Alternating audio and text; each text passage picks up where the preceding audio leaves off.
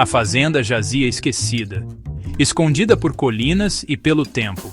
Um manto de névoa cobria os campos. O próprio ar parecia pesado, carregado de segredos. O sol lutava para penetrar a escuridão, lançando sombras longas e misteriosas. Aquela não era uma fazenda comum. Aquele era o domínio de Garibaldo. No coração da fazenda erguia-se Garibaldo, um galo monstruoso. Suas penas brilhavam como ouro na luz fraca. Com 3 metros de altura, ele se elevava sobre tudo. Seus olhos, afiados e frios, não perdiam nada. Ele governava com uma asa de ferro. O medo era sua arma mais potente. A casa da fazenda era um testemunho da decadência. Paredes de madeira apodreciam. O telhado cedia, ameaçando desabar. Ervas daninhas sufocavam o que antes era um jardim. As janelas, como olhos vazios, fitavam os campos silenciosos. O silêncio era perturbador. Quebrado apenas pelo farfalhar das folhas e pelo cacarejo arrepiante de Garibaldo. Era o silêncio do medo, de segredos enterrados profundamente. A vida na fazenda era labuta. Os escravos trabalhavam do amanhecer ao anoitecer, suas costas curvadas sob o peso do trabalho sem fim. Eles labutavam nos campos, plantavam, colhiam e cuidavam dos animais. Mas seus olhos não tinham esperança. Não conheciam outra vida. Nasceram na servidão. Diziam que seu destino era servir. As correntes que os prendiam não eram de ferro, mas de ignorância. A abolição da escravidão era um sussurro distante, perdido no isolamento da fazenda. Suas vidas eram regidas pelo ritmo do sol e pelos caprichos de Garibaldo. Ele observava cada movimento deles, suas penas douradas brilhando ameaçadoramente. Um único cacarejo dele era suficiente para causar arrepios na espinha.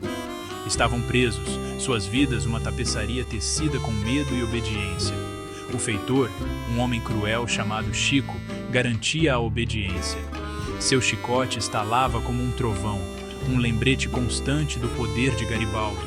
A desobediência era recebida com punição rápida e brutal.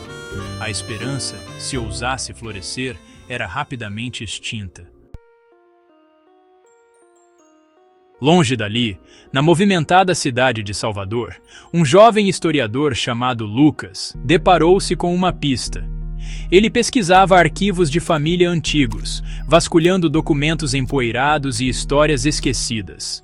Estava particularmente interessado na história da escravidão no Brasil. Encontrou um diário antigo, suas páginas frágeis com a idade. O diário pertencia ao seu tataravô, um conhecido abolicionista. Enquanto Lucas virava cuidadosamente as páginas, seus olhos pousaram em uma entrada arrepiante. Falava de uma fazenda escondida, um galo monstruoso e escravos que desconheciam sua liberdade. Intrigado e horrorizado, Lucas sentiu uma onda de determinação. Precisava saber mais. Precisava descobrir a verdade por trás das palavras de seu ancestral. O diário se tornou seu guia, sua tinta desbotada apontando-o para a fazenda esquecida. Ele arrumou sua mochila, uma mistura de entusiasmo e apreensão em seu coração. A jornada foi longa e árdua. O diário oferecia direções vagas, levando-o ao interior da Bahia. Mas Lucas não se deixou abater. Ele era impulsionado por uma sede de conhecimento e um ardente senso de justiça. Tinha que encontrar a fazenda e, se o diário fosse verdadeiro, libertar os escravos de sua ignorância. Depois de semanas de viagem, guiado pelas pistas enigmáticas do diário, Lucas a encontrou. A fazenda era exatamente como o diário descrevia, envolta em névoa e silêncio. Seu coração batia forte enquanto se aproximava da casa em ruínas. O silêncio só era quebrado pelo farfalhar das folhas e por um cacarejo estranho e gutural que lhe causou arrepios na espinha. Ele foi recebido por uma visão que o fez questionar sua sanidade. Um galo gigante, com penas brilhando em dourado, pavoneava-se pelo pátio. A criatura tinha facilmente 3 metros de altura, seus olhos como bolas de gude pretas, frios e calculistas. Lucas havia tropeçado em uma cena saída de um sonho febril. Antes que Lucas pudesse organizar seus pensamentos, uma mão frágil tocou seu braço. Ele se virou para ver um homem velho, sua pele como couro enrugado, seus olhos cheios de uma sabedoria que falava de incontáveis estações. O velho se apresentou como Benedito. "Você é esperado", disse Benedito, sua voz um raspar baixo. "O mestre está esperando por você." Ele conduziu Lucas em direção à casa da fazenda, seus pés descalços movendo-se silenciosamente sobre o caminho coberto de mato. Lucas o seguiu, sua mente agitada, seu olhar alternando entre a figura imponente do galo gigante e o frágil velho que parecia carregar o peso de séculos em seus ombros. Seção 5 – Sussurros do Tempo. Dentro da casa dilapidada, Lucas se viu de frente para Benedito, através de uma mesa instável. O ar era pesado com o cheiro de mofo e algo antigo e inquietante. Lucas, ainda tentando processar a realidade do galo gigante lá fora, olhou para o velho com uma mistura de curiosidade e apreensão. "O mestre", Benedito começou, sua voz um murmúrio baixo. "Ele não gosta de ser perturbado. Ele diz que a curiosidade é uma coisa perigosa." Ele fez uma pausa. Seus olhos, nublados pela idade, pareciam olhar através de Lucas, como se vissem algo muito além das paredes da casa da fazenda. "Esta fazenda", Benedito continuou, "guarda muitos segredos. Segredos que o próprio tempo esqueceu." Ele estendeu a mão, tremendo ligeiramente, e tocou o braço de Lucas. "Eu vi coisas que você não acreditaria. Eu vivi por séculos, testemunhei a história se desenrolar com meus próprios olhos." Lucas ouviu, cativado. Benedito falou de eventos históricos, de reis e rainhas, de revoluções e guerras. Ele descreveu detalhes que nenhum livro de história jamais poderia capturar. Falou da invasão holandesa no Brasil, do grito de independência de Dom Pedro, da abolição da escravidão. Era como se o tempo tivesse se tecido na própria estrutura do ser do velho. Seção 6. O mundo toma notícia. A notícia da fazenda, do galo gigante Garibaldo e principalmente de Benedito se espalhou como um incêndio. No início, houve descrença, depois curiosidade e, finalmente, um fascínio global. Cientistas, historiadores, jornalistas e aventureiros, todos queriam um vislumbre da fazenda que o tempo esqueceu. A história de Benedito era inacreditável. Ele afirmava ter nascido na década de 1720, o que o tornava com mais de 300 anos de idade. Suas memórias eram vívidas, detalhadas e verificáveis. Ele podia recitar poesias da corte portuguesa do século XVIII e descrever os movimentados mercados de escravos do Rio de Janeiro. Médicos invadiram a fazenda, ansiosos para examinar Benedito, para desvendar o segredo de sua longevidade. Exames de sangue, análises genéticas e incontáveis outros exames foram realizados. Os resultados foram desconcertantes. A biologia de Benedito parecia desafiar as leis da natureza. Suas células se regeneravam a uma taxa surpreendente, sem mostrar sinais de envelhecimento. Ele era um paradoxo vivo, um testemunho de uma força desconhecida. A comunidade científica fervilhava com teorias e especulações. Seria algo na água? Uma rara mutação genética? Ou algo totalmente diferente? Algo além da nossa compreensão atual de biologia e tempo? O mundo prendia a respiração, esperando por respostas, por uma explicação para este enigma impossível. Seção 7. O aviso de Garibaldo. Enquanto o mundo clamava por respostas, Garibaldo ficava cada vez mais agitado. Suas penas douradas pareciam eriçar-se com uma energia invisível. Seus cacarejos ecoavam pela fazenda, mais ameaçadores, mais frequentes.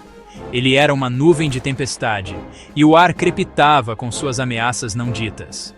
Uma noite, enquanto o sol se punha no horizonte, lançando longas sombras sobre a fazenda, Garibaldo se aproximou de Lucas. O jovem historiador ficou paralisado, olhando para o pássaro monstruoso, seu coração batendo forte no peito. Garibaldo se inclinou, seu bico a centímetros do rosto de Lucas. Curiosidade? Garibaldo sibilou, sua voz um grunhido baixo que pareceu vibrar nos ossos de Lucas. É uma coisa perigosa. Alguns segredos é melhor deixar enterrados.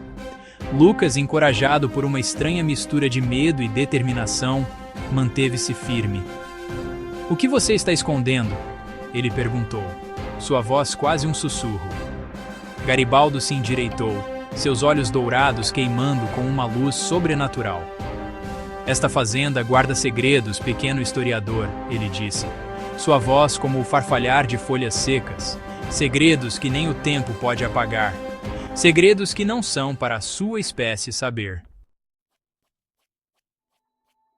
Seção 8. A busca por respostas. Apesar do aviso ameaçador de Garibaldo, Lucas estava mais determinado do que nunca a descobrir a verdade. Ele mergulhou mais fundo no diário de seu ancestral, procurando por pistas, por qualquer dica que pudesse explicar os segredos da fazenda, a idade impossível de Benedito e a presença ameaçadora do galo gigante. Ele descobriu símbolos estranhos desenhados nas margens do diário, símbolos que pareciam corresponder a constelações no céu noturno. Ele encontrou anotações enigmáticas sobre um artefato antigo, uma relíquia de imenso poder que continha a chave para a vida eterna. Seria esta a fonte da longevidade de Benedito? Seria este o segredo que Garibaldo estava tão desesperado para proteger? Motivado por essas revelações, Lucas decidiu explorar a fazenda, seguir a trilha de pistas para onde quer que ela o levasse. Ele convenceu Benedito a mostrar-lhe a mata ao redor, esperando que a memória centenária do velho pudesse guiá-lo à verdade. Ele sentiu uma urgência, uma sensação de que o tempo estava se esgotando. Ele se aventurou mais fundo na mata, seguindo caminhos antigos, seus olhos examinando o mato em busca de qualquer sinal do artefato. O ar ficou denso com umidade e o cheiro de decomposição. Sons estranhos ecoavam pelas árvores, sussurros no vento que pareciam provocá-lo, levá-lo mais para o centro do mistério. Seção 9. Os segredos. Permanecem. Os segredos da fazenda permaneceram indefinidos. Lucas, apesar de seus melhores esforços, não conseguiu se aproximar da compreensão dos mistérios que assombravam o lugar. Benedito era um participante voluntário de uma grande enganação, ou era um prisioneiro preso por forças que ele não entendia? Qual era o papel de Garibaldo nesta narrativa enigmática? O mundo assistia e esperava, cativado pela história da fazenda que o tempo esqueceu. Teorias abundavam, variando de maldições antigas à intervenção extraterrestre. Mas a verdade, como a própria fazenda, permaneceu envolta em mistério. Alguns sussurravam que Lucas havia desaparecido, perdido nos bosques labirínticos que cercavam a fazenda. Outros afirmavam que ele havia desvendado os segredos da fazenda e escolhido permanecer lá, escondido do mundo, guardando a verdade por razões desconhecidas. A fazenda permaneceu silenciosa, um testemunho do poder duradouro do mistério. A névoa ainda cobria os campos e Garibaldo, o galo gigante dourado, continuava sua vigília silenciosa. Os segredos da fazenda, como sussurros ao vento, persistiam, um lembrete assombroso de que algumas verdades é melhor não serem perturbadas.